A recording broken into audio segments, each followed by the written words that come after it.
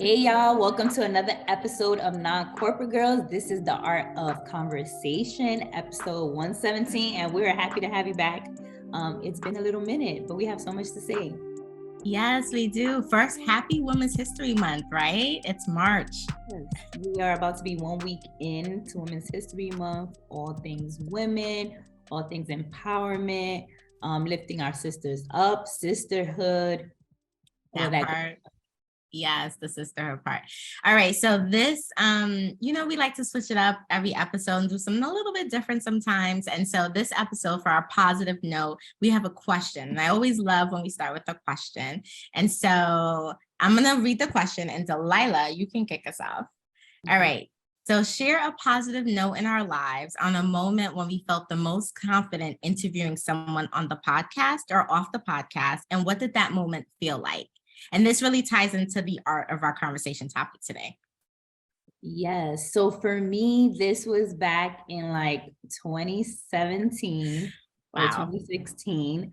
I was living in Orlando at the time, and I drove by myself from Orlando to Miami to get the opportunity to interview Noriega of Drink Champs. It was like very early on into the Drink Champs like world. Like he was just pretty much starting off. There hadn't even been a woman guest on the show, and I had suggested that. But just that whole experience was crazy. I was the only like woman in the room. It was amongst people who were in the industry, but just, when it came to like interviewing, I felt like I was the underdog in there, and everybody had way more experience, I felt like.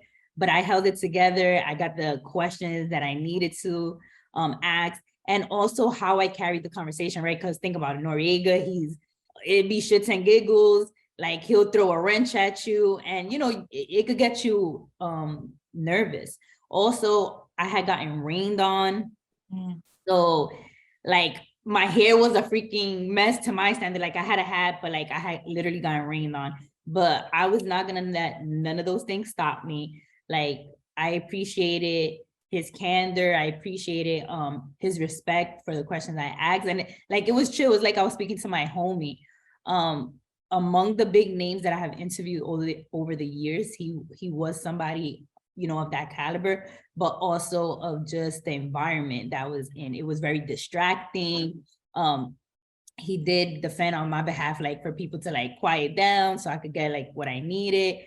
I was my own camera person. I was my own producer. I was my own everything, just trying to get crazy this interview at any means. So it was definitely memorable, but also reminded me like I am a professional. I know what I'm doing.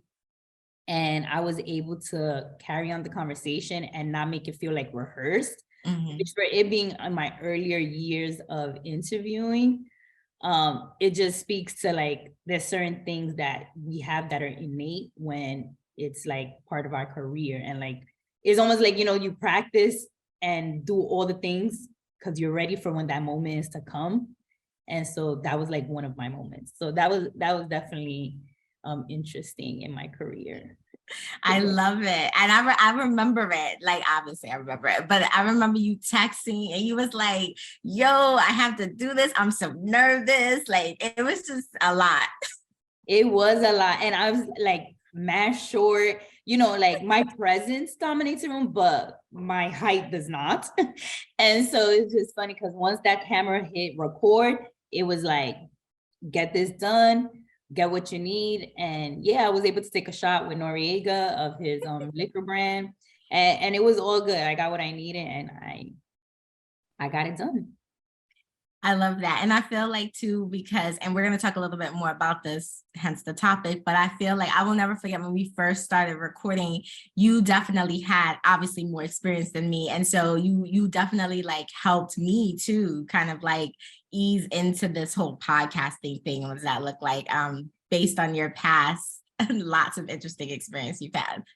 Yeah, because like a learning lesson from each time I've interviewed, and even from our own conversations, again, we always talk about it, how we don't interrupt, how if you get off topic, because, certain discussions lead to other discussions, but how to loop back. And we're going to get more into that. But all of those things get put into practice, you know, as you interview, and each interviewee is going to dictate that differently. And so like how good you are at circling back and reeling them back in will show like how much kind of skin you got in the game.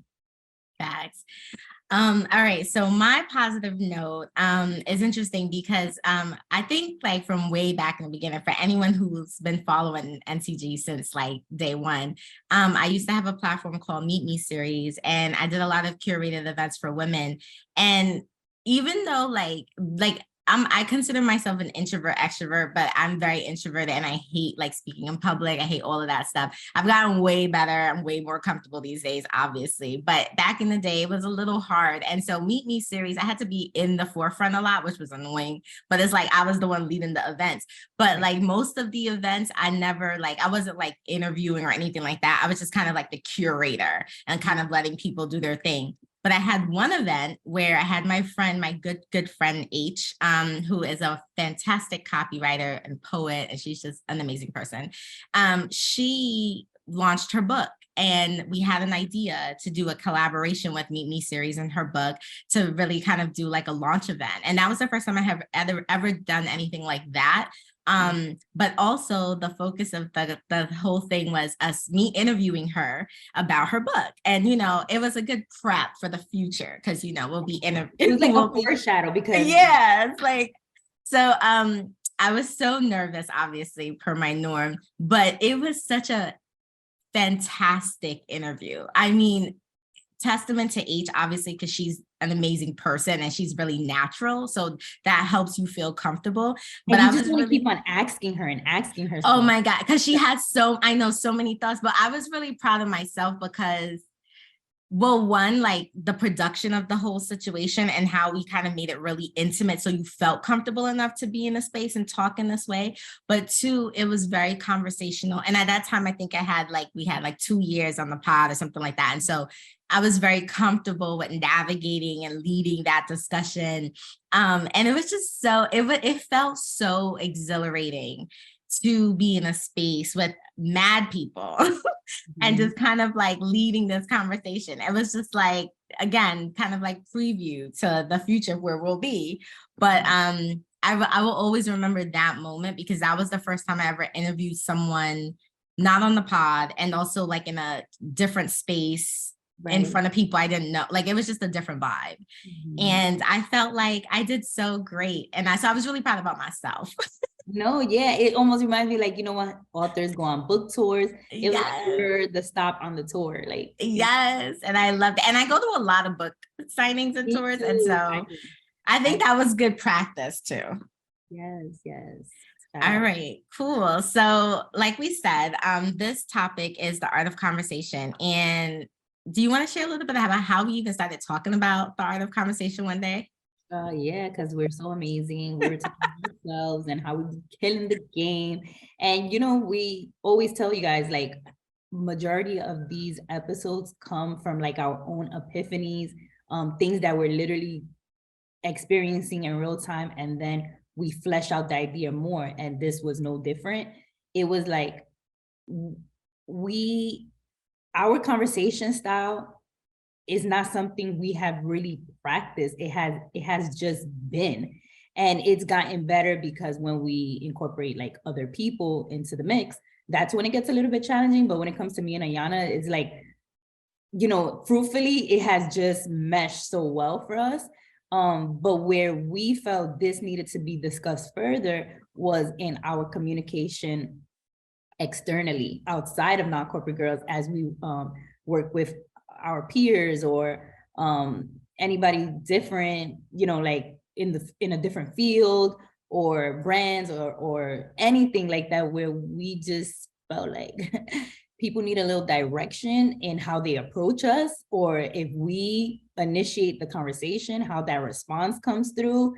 I think a lot of us, you know, whether it's done intentionally or not, is something to be mindful about, because sometimes these are the first impressions that people are getting of you. And if we don't know each other, we can only go by off what you read. And I feel like because there's so much things that are technology driven, it's almost like the same experience of the first impression matters physically, I think first impressions via email and those ways of communication also matter just as much. Hence why we went further into wanting to discuss this topic and felt like it was so important, because we will find ourselves kind of like, go like, did you read this? Or like, wow, this person was just not per se dismissive, but didn't include all the details. Like me and Ayanna cross our T's and dot our I's. So we know that people are not going to operate the way we operate, because I can expect me from others. But when it comes to professionalism, there is just a standard that I think personally should be the standard, because now we're working on another level. This is not like college, high school. And even so, I feel like there's a way to go about things. So that's where this topic came from. Facts. And so we also have like a couple of questions that we've kind of gathered from the community that we're going to kind of like dig deeper into in the Let's Talk About It segment to really help y'all understand a little bit of our process, how we've navigated our synergies, etc.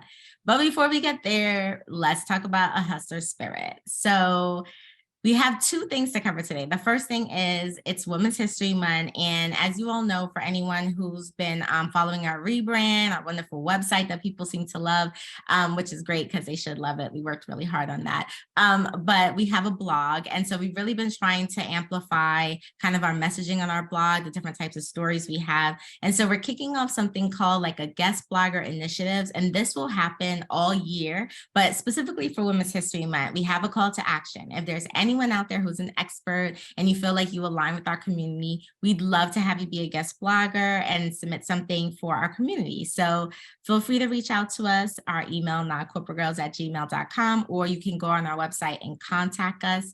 And we'll also be reaching out to people on our end who we feel will have some great tips and gems to share with you all. But we felt like we wanted to put that ask out because we're kicking it off this month. Yes, so we look forward to those in our community, or if you have friends of friends who you feel will be a great fit, please share that with them. We're excited to get as much knowledge and resources, as NCG's website is a digital media hub where we want people in our community to be able to reference for all sorts of information. So now switching gears, you have a really good content creator that has been doing a lot of great things in the space.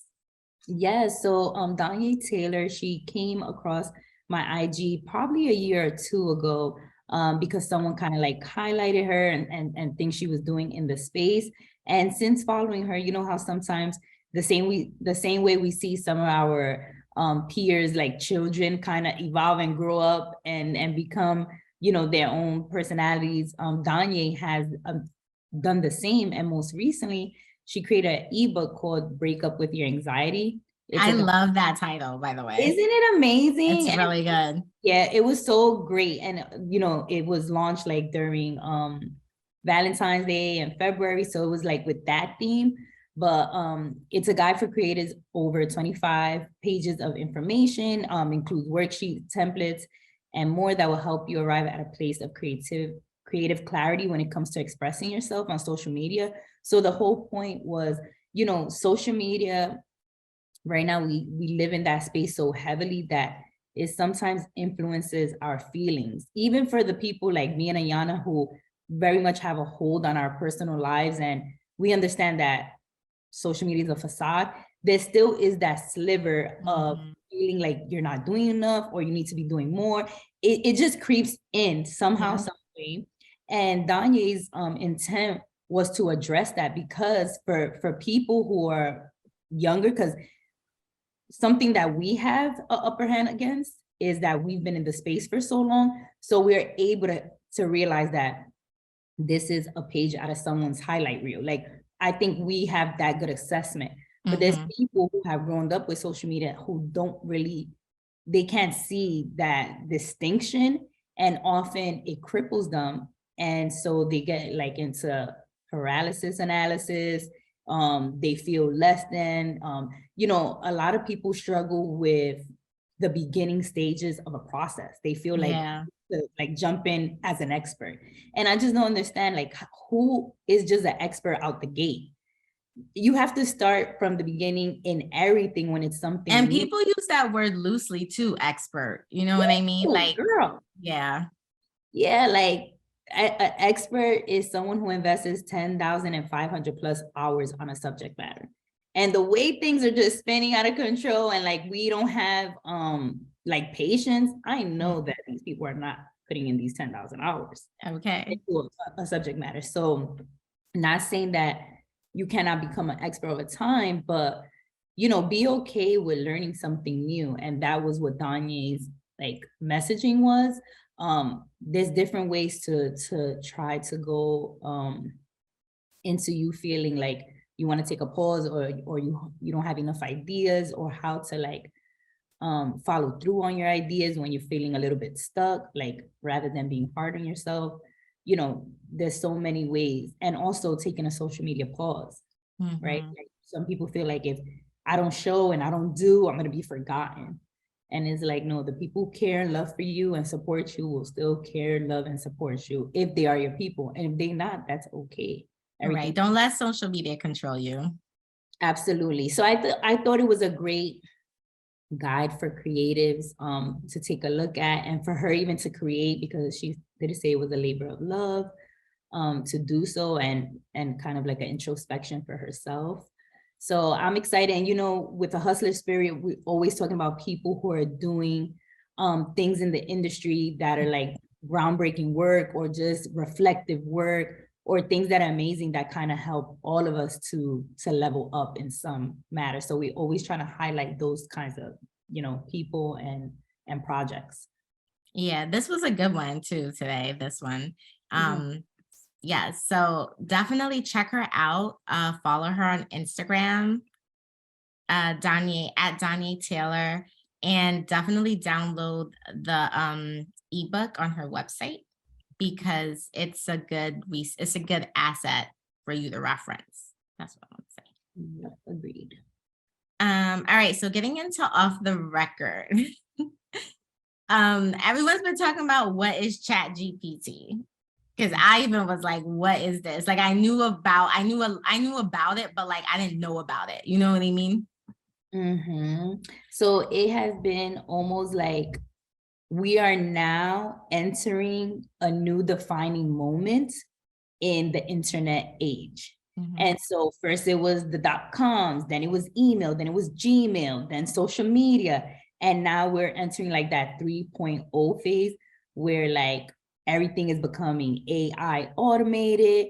I mean, there's really no reason, or at least the world is giving us more and more of a reason to stay inside, stay home, because everything can be done for us through our phones. And Chat GPT is no different. What it is a server where you enter information, you kind of plug in some prompts, and it feeds you back ideas based on those prompts. The pros and the cons, as in everything, there are many. And if the wrong people are using it for the wrong things, it just becomes chaotic. And so that's what's being assessed right now in Chat GPT. Just like all things, they can be used for good and bad. That's where we are right now. It's definitely in a not so much a test phase, but it's being educated more and more, because More people are like leveraging it for their companies and their business. And also though, like the bigger question is like, you know how people feel like, are bots really taking over? Like, will we be able to have jobs? Like, what does this look like? And that's a huge question for a lot of people. Right. And the question, well, the answer is that people are going to be needed, but how they're going to be needed and utilized is going to be different. So there's the shift in careers or skill sets. So it's almost like the engineer versus the machinist versus who's doing the output. So the bots are going to be doing the output, but where we come in as people that who still matter and have feelings, and we know how to like assess information for it being correct or not, that's where we fall into the Chat GPT like wave.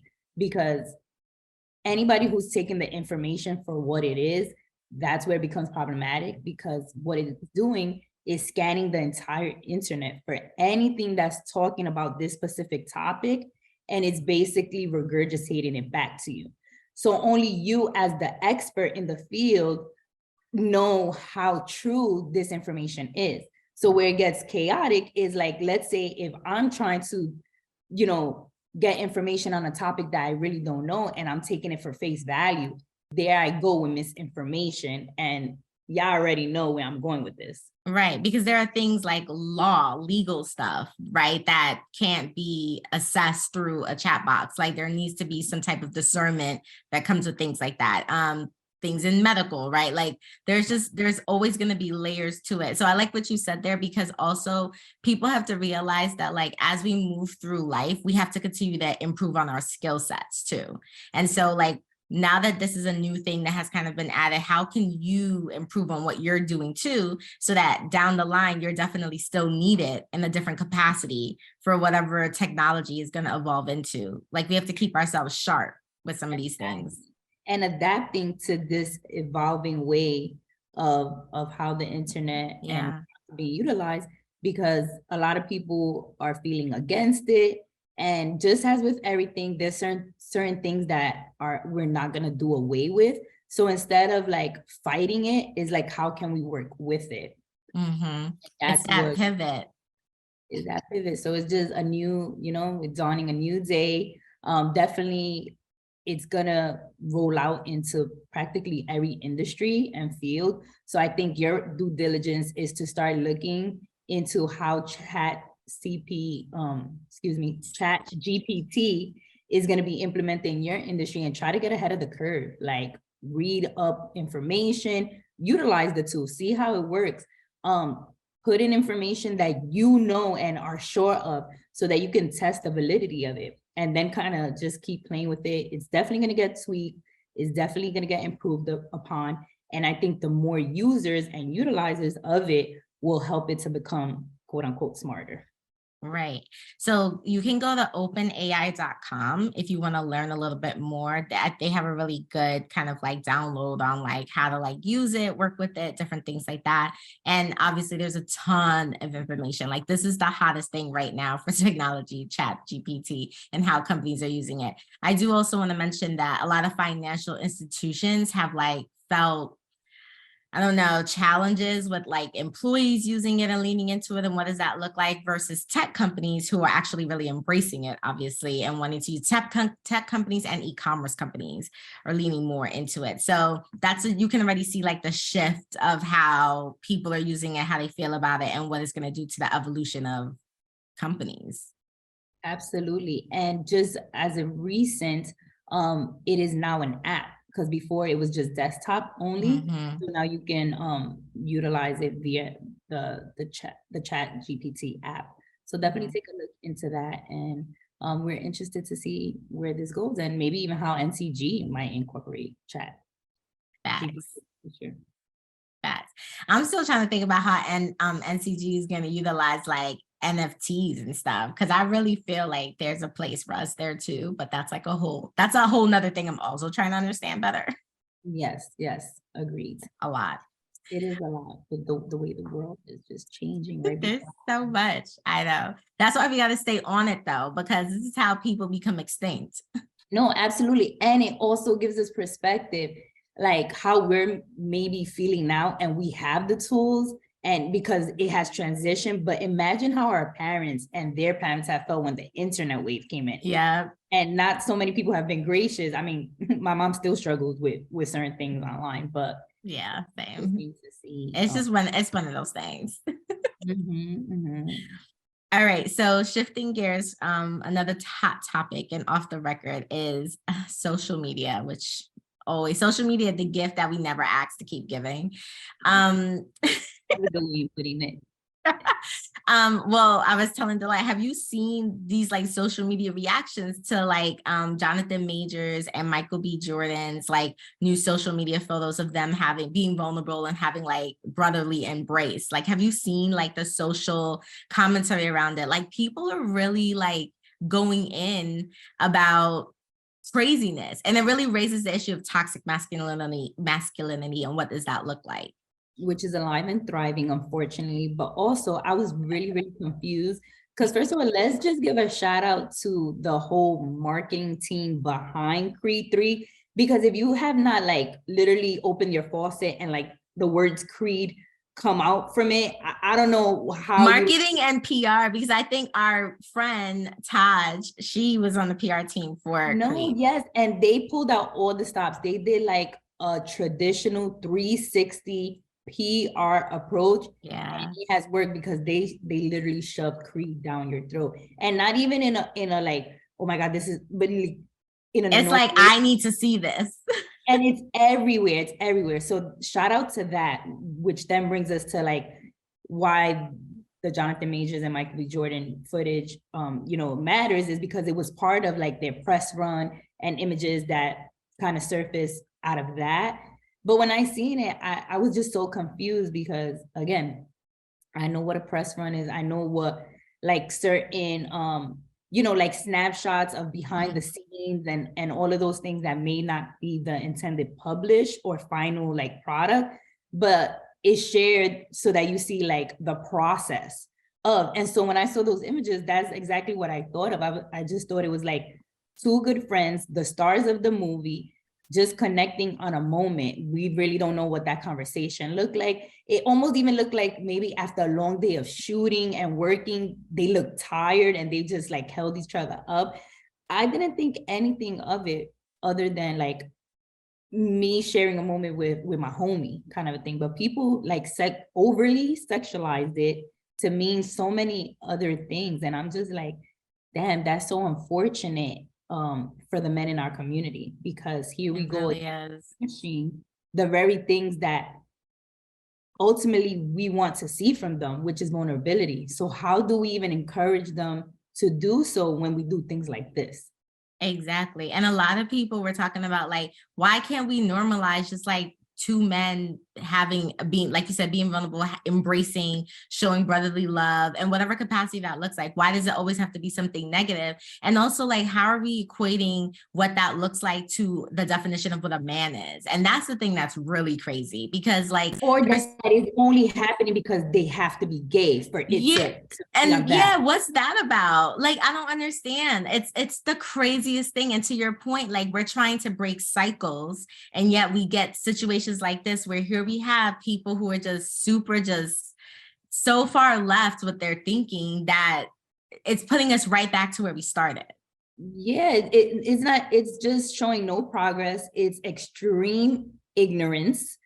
And it's really sad because I think the very same people who are projecting this are those who didn't get hugs by their own dad. 100%. And don't know what that even looks like. Like, a lot of men have no idea what vulnerability looks like. You know what I mean? And worse, not even what it looks like, but don't even know what it looks like for their own community, their own group of friends.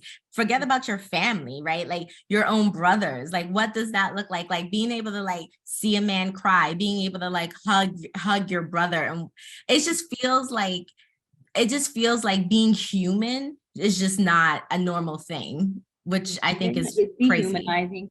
And it also begs to question how, because of this behavior, why are men unable to hold each other accountable for shit like rape, for shit like cheating, for things that just like either degrade a woman or degrade each other within their groups? Because I've looked at even situations of men that I dated and how their relationship to their friend groups, other men are, and it was just like, damn, my friends would never, or my friends do so much more. Like, how is that how you sustain your friendships? Like, how does that even work? It is so interesting to me because it is like they go harder for their homeboys who don't show up for them at the face of defeat. Whereas for women, the moment we're dealing with whatever, you can lean onto your homegirl, who are your like true friends, and they're gonna like hold us. Men don't even get that. And some men don't even get it from their partners because they're put into this role that they need to play. And so they won't like who are you breaking down to?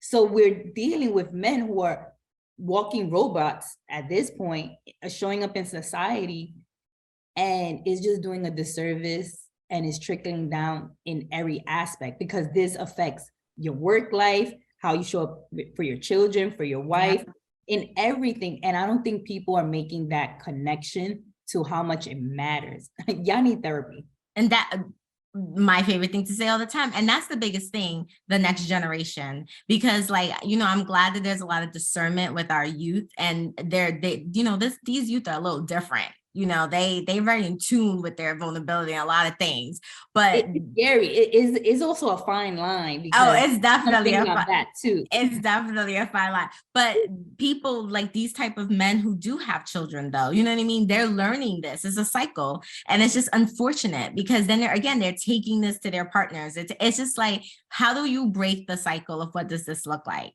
And then the other part to that too is like, what I loved is that Jonathan Majors, I'm like you said, I'm loving the press tour. I'm loving all his interviews, but he did a really great NPR interview where he really breaks down what a man is to him and how he feels. And I thought that was really important, because it also shows layers to people, right? Like everyone is not the same. And so his actions is how he communicates how he thinks he's vulnerable. That's what he feels. And so I was really excited that I loved his interviews and how he talks about this. And he's really trying to he's not trying to prove anything to anybody, but he's really just being himself. Mm-hmm. And I think that's important, because like we just said, a lot of people don't know how to do that. Yes, and it all starts back in the home. What you're lacking and what you're shown, it starts from the very young age of childhood. And then it manifests into either the great or sucky adult that you will become. And then it goes into taking accountability for your sucky ass persona and what you're lacking, and for you to refill that and be a better fucking human. Okay, because these people are people and they're trash. And it's whack. Yeah. It's whack. And sorry, go ahead. No, I was just gonna say, we're just holding ourselves back, and the divide with men versus women, you know, the saga continues. Unfortunately. And also just to kind of put a little tagline with that, the whole Rihanna and A$AP Rocky British Vogue cover photo too, people had so many things to say about just the structure of the photo, how she's leading and all this stuff. And I know that you can tell a lot from a photo and people analyze those things, but I think the biggest takeaway I got was that, why is it so bad for A$AP to hold his son and be like that in the photo? I didn't understand that part, because when men don't show up for their children, people have a problem with it. But then when men are on covers and they're showing how much of a dad they are, how much they love their children, people still have a problem with it. And so where's the in between? And why are we not embracing what I feel like strong, independent women have fought so hard for, which is the man that you are a partner with and sharing a life with, being so comfortable and okay with taking the fucking back seat while it's your time to shine. Because I feel like that's also what that showed too. It's Rihanna's moment. She was about to perform in the Super Bowl. All of this led up to the promotion and the promoing of that. Also, her as a businesswoman, as a mom, juggling all these facets, and as in a relationship with A$AP. So these all take from you in different ways. And she's showing us how it can gracefully be done. Not that it's easy, but that it's possible. So I thought that it was so beautiful for finally us to see that of two people being partners, because I feel like in a partnership, somebody has to take the back seat and let the other person's dreams come to fruition at different times. We can both be at the forefront. And I feel like an equally yoked relationship allows that. So if I'm trying to pursue something in my dream, we're all in to make this happen for me. Once I achieve that and accomplish that, now we can be all in for you and what you need and how can I support you. And I thought that reflected that so beautifully. And all of y'all haters, if you couldn't see that, and it just goes to show at what level of maturity are you viewing these things to accept it for it being that. And the other shit is just. That was well said. That was well said. There are times we need to be followers and there are times we need to be leaders, and you get to shine in both spaces. And people really forget that, especially in a relationship. And I really I thought that was beautifully said. actually. Thank you. Thank you. And I wish that for all of us. And like, I won't take away that many of us weren't modeled that, didn't see that as examples, but it's never okay and gives us the excuse for to like break other people down and their version of what looks good for them and what they're doing, because healthy relationships are like, they're not like a monolith, right? It looks different for everyone. And so we need to embrace that and we need to understand it. And I'm also tired of people giving their opinion all the time. It's like, dude, just because I'm a celebrity doesn't mean I give you the right to be involved in my life. Like, I don't know why that seems to be a broken down thing there. Yeah, it correlates too much with like celebrity means I have access and I have say so, which go ahead, say whatever the fuck you want, but do I have to follow through on it? No. Will I? Like, she is not checking for y'all. Rihanna is not checking for y'all comments. She will never listen. She is so far removed from what your opinion is. And nothing of what you said got her to where she's at right now. I am sure of that. Positive. Okay. That's a mic drop. Yeah, like take the lesson and move along. Facts. So this is a good segue though. Speaking of Rihanna, our hashtag obsessed with this week is Nadeska Alexis, and she is a music journalist. And like this was a good hashtag obsessed with, because this whole conversation is kind of around interviewing, journalism. What does that look like? But you got familiar with Nadeska back in her Complex days, right? Yeah, she was a co-host of Everyday Struggle, along with academics and what's his name? Joe Budden. And from there, she had a place in that conversation and became popular and more known. But I was explaining to Ayanna how the evolution of, being more niche, because I feel like Complex is more niche, hip hop, urban audience. And now going into working with Apple, which is more commercial, more global, just the evolving of her professional career, I think is amazing to see as a woman in the industry, a Black woman, and almost considered our peer at this point. And so I think it's really awesome, especially as we're celebrating Women's History Month, to just acknowledge different people in the spaces who we, through social media are allowed to see their growth and how they take different steps and segues into their career. I hope that we can be a reflection in that same regard to other people watching us and seeing our growth over the years. And as we go to HBO and Netflix, a couple of years from now, that we could look back to these moments and kind of look at our growth in the same way.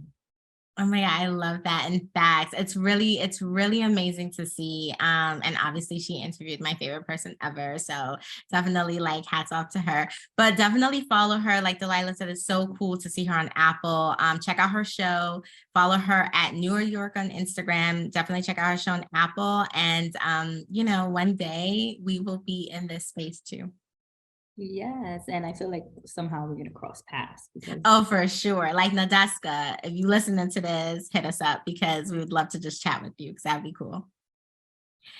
All right, so now we're gonna get into the bulk of the situation. Let's talk about it. So we really wanted to go a little bit deeper into the art of podcasting. And so one of the first questions, we kind of compiled a couple of things from the community.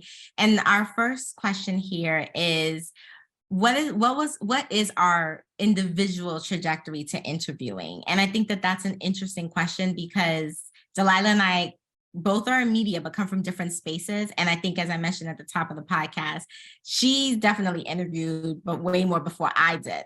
So I don't know. I can start. My first interviewing experience was on this podcast, literally, interviewing our first guest, episode 20, because I'll never forget that, Julia Mitchell. That was my first experience. And I was so nervous. I remember telling Delaila, I don't know how this is going to work. And then we were trying to be all official. We had mics and we had We wasn't trying, we were. I mean, yeah, but you know what I mean? We had like the clothing mics and stuff, the whatever. It was just a lot of technical stuff happening. Right. And I was just like, this is a lot. And I don't know what I'm going to do. And Delaila was a very good coach and like just helping navigate. And I also took her lead too, but she was a very good coach in navigating. But that was my first experience interviewing. And obviously since then I've interviewed so many people. And so that's really cool too over the past like 5-6 years. But that was my first moment. And that's how I got here. Well, to be completely honest, I've been doing this since 2009, and I got to give a shout out, which I will never not give them their flowers. But one of my sorority sisters, Mercedes Sanchez, of bchicmag.com, which I think some of my content still lives there to this day. But I never forget pitching to her a column on her website. And that's literally the beginning to all of this and how things have transpired since. It was duly in part because of, you know, the initiative that I took. And she put me in a lot of spaces and opportunities that, you know, she placed me there, but I followed through and did the work and showed up. And I had no, you know, for lack of a better word, like classical training in interviewing. Like I didn't go, my degree is in international business. I just, like from my own experience, and I used to, like Angie Martinez is one of my like people that I look up to, if everybody doesn't know. And so I literally used to study her interviews. It was just so many things that like, you don't realize how those things then later on are so useful and helpful. And I just kept on practicing and doing it. And I know that one thing I always was prepared. Like I would study my subject, I would study the person, I had my questions prepared. I learned very early on that it's not seamless. You know, you think it's gonna happen in this like sequential order, and it doesn't. And I learned real quickly, like just to pivot, and I took up space. I definitely was taking up space because something and somewhere I wish I could tap back into that when things really don't matter. Like I really wasn't afraid to mess up, and I barely did it because I was prepared, but there was this confidence that I exuded during that time that really carried me through, because there were people in that room who were way more experienced than I was. And I never felt that I didn't belong during that time. But over the years, I don't know if social media had anything to do with this, but I started becoming more like to some degree insecure when it came to interviews and like me public speaking, because I tell Ayanna how I struggle sometimes with like answering questions. I don't know if it's that I'm thinking too much. I feel like people are watching me and I'm thinking about what they think I should be saying. So yeah, it's just interesting to make that reflection here live, like while I'm discussing this. Yeah.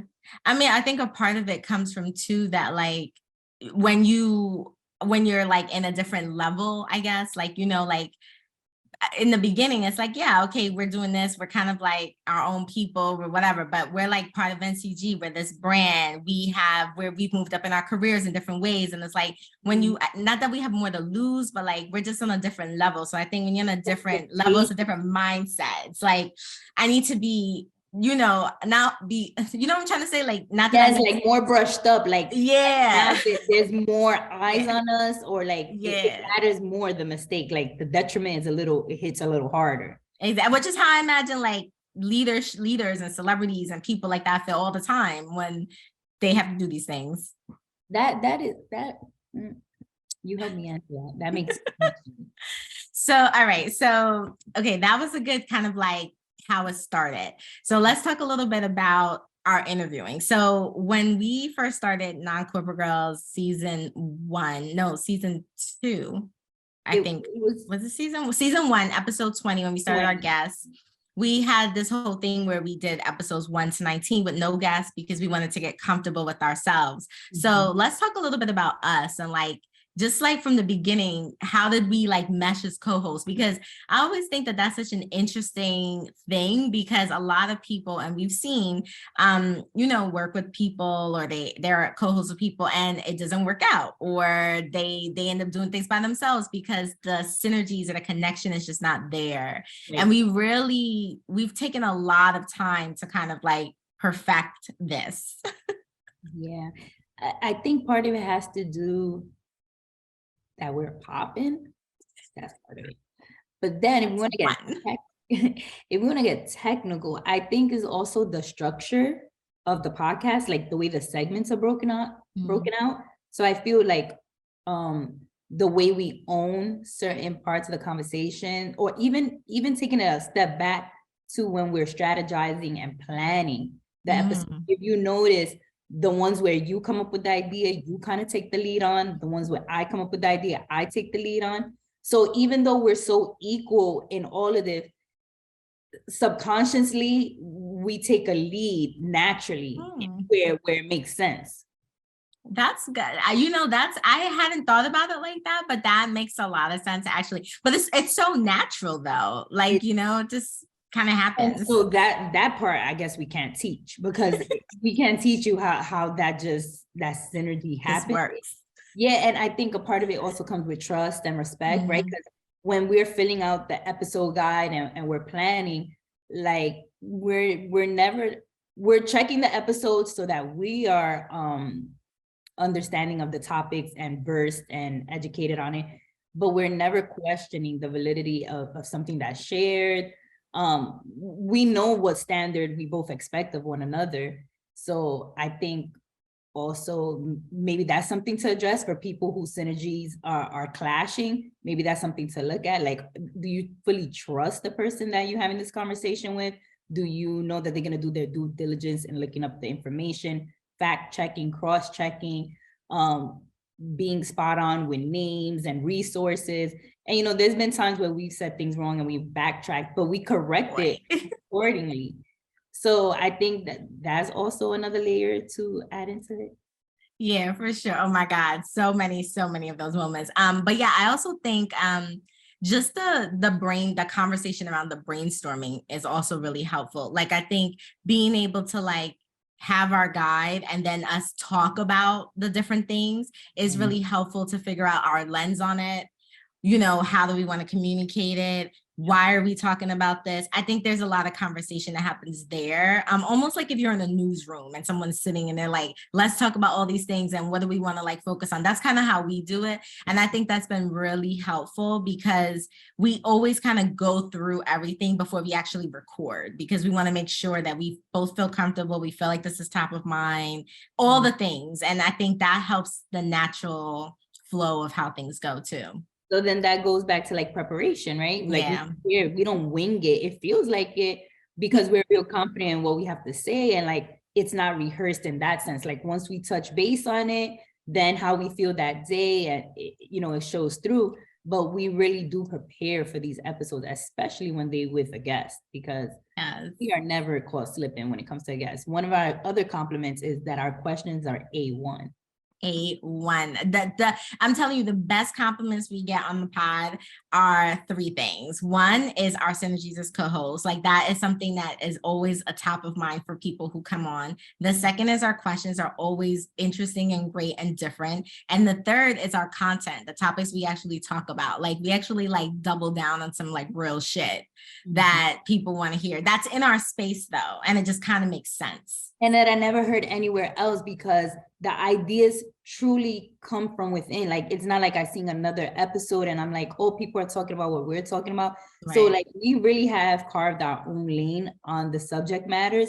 Not saying that people don't speak about it in other regards, but the angles that we take and how we approach it, it is like, there's something to be said about that. They're very like unique to us.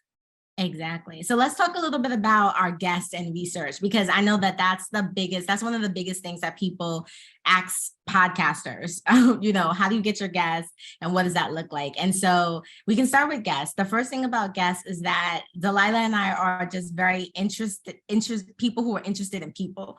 And so we're always curious about just having someone on, what the type of conversation would be. Like, it's nothing to like us to text or be in a DM like, oh, this person talked about this. This could be a cool topic to discuss. Like, we do a lot of like that initial brainstorming. I think that's how we kind of start. Yes, exactly. And then we kind of go into, okay, let's say we did decide to secure this guest. What does that research look like? And then to your point at the top of the episode, that communication flow. How do you actually lock in a guest? Do you want to talk more to that? Yeah, so it's definitely, we do the footwork. We're really against asking questions that if you can find them on Google, they're gonna be repeated on Non-Corporate Girls. Like, we can tell you that our interviews are fresh, that you're gonna learn something absolutely new about our guests that you didn't previously hear, because we pride on ourselves in really digging deeper and asking things that people didn't already ask. And to Ayanna's point, curating the question to the person. Like, this is unique to your journey, your perspective. And this question only matters, like the response only matters coming from you, you know, whoever the guest is. And also to add into that, also how it aligns to our podcast too. I think we do a good job of that. Like, we do a good job of bringing things back to like the 9 to 5, the 5 to 9, where they sit in the middle. And I think that's also pretty cool. Correct. And another thing, as we were planning this episode, that we just was like really feeling ourselves about is the fact how, you know, it's a lot of being present in the conversation and listening intently to then follow up with a question to what they answered, to then follow up with the original question that we had, that was an interview question. And all of that happening at the same time could be chaotic. In real time, because you're trying to listen. Well, we're not trying, we are listening because we want to validate what they're saying and let them know that we're hearing them. But we also have to like reel them back into what the original question is. Because, you know, some guests do go off topic or go on a tangent, understandable. But it's us as the interviewers to help them regain focus. But we also need to stay focused within ourselves to make the conversation make sense and it not sound all over the place. And that takes fucking tact. It's talent. And the biggest thing, keeping it within the hour or under. Correct, because some have given us time stamps of when they would like this to end. And so we take that into consideration as well. But now, like, you just gave us a whole new challenge. Oh, but it is, I swear, it is, one, it's a puzzle piece, but literally I be feeling like we the podcast and we like Kerry Washington version of schedule podcasters. Like, we be trying to navigate and make things work in small amount of times and with limited resources. And we be shining bright like a diamond. Okay. Shout out to Riri for that line. But also our interview questions, they're a minimum of about 8 questions. And in the middle of interviewing, we are sometimes cutting out questions that are no longer necessary because they already answered it to our liking or answered it within another question. And we're doing that in real time to then still stay within theme, or if, you know, the order and how we ask is very much conducive to the storytelling intention that we have. And so we also are making these changes to make sure that shit is flowing so that your listening pleasure is in mind. Facts. Like, literally, Delaila and I are in a doc. We're in the same doc, and we're literally like, if a question's not being answered, we're crossing that out. We're moving things around. We're doing whatever, and like, also like chatting with each other on the side too, just making sure like, hey, you got this, we good, whatever. I would say though, like, we don't do too much of that, which is really good. We're able, because we listen so well, we're able to really assess when the next one is going to jump in or say something. And also, like, I feel like we can tell, depending on the topic and the person and what's being asked, who's going to follow up more. I feel like that's also a thing. Yes, and there's been times, not to say that we haven't cut each other off, but the way we do it is so graceful that it doesn't look like a interception or interjection. And the thought gets completed, and then the other person knows how to pick up from there. That has taken practice, but it has never made it look like a disconnect in the conversation. Exactly. So there's an art to we love to talk about the other podcasting. There's an art to conversation and how we particularly operate on the podcast. The other thing to note too is when it comes to guests, it's really important that they understand why we feel they would be so good for our community on the pod. And so a lot of times, depending on where we see them, it could be a preliminary outreach on DM just to make sure that they are comfortable with us even sending them an email. So sometimes we start there, sometimes we go straight to an email, depending on what the contact is. We have like various draft templates of how we communicate. So depending on who they are, what they are, we'll pull a draft together for that. And then we have a lot of details about the pod. Like when we lock in a guest, from there, it's pretty much like a streamlined process. Like we give you details, we tell you about the podcast, we tell you what we want to talk to you about. We have another follow-up in a couple of days or weeks, depending on when you're coming on the episode, on the questions, the logistics. There's nothing that you can want. It's just really about you reading, because everything is really there. We send calendar invites. I mean, everything like is... we prepare you, like if this is your first opportunity for a press, or this is not something that you're used to doing, we make it so seamless and comfortable that like we fill in all those gaps because we think this through prior, and the way we will want to be set up for success, we set our guests up for the same. Right. And we also know that there are people who don't set us up for success, and we're like, can you send us a calendar invite, or can you give us more details on what this looks like? Whereas when those moments come, they're annoying because, like Delaila said before, we know how we show up. And so there is a level of expectation where you feel like professionalism will happen across the board. That's not the case, but it also brings pride to us because we know that we are on it. Like you can't want for nothing, even down to like when the episode drops, you get all the information. And so regardless of anything else, we really value our professionalism with how we communicate to our guests or their agents, because we also work with a lot of guests who have PR agents, and that's a thing too, learning how to navigate that. The middleman. There's so much puzzling that happens. Mm-hmm. And also to just know that the grass ain't always greener. Some of your favorite people to follow who have maybe 10K, 20K, a million followers, they be raggedy. And we have under 5K followers, and we operate like we have 1 million followers, because no matter how many people are following us, it doesn't dictate our expertise, and it doesn't dictate how unprofessional we would ever be. Like, we're coming out the gate correct, and no one can ever speak on that negatively, because we pride ourselves, like Ayanna said, in operating as a full functioning business with employees 10 plus. And it's just me and Ayanna, with the support of Carla.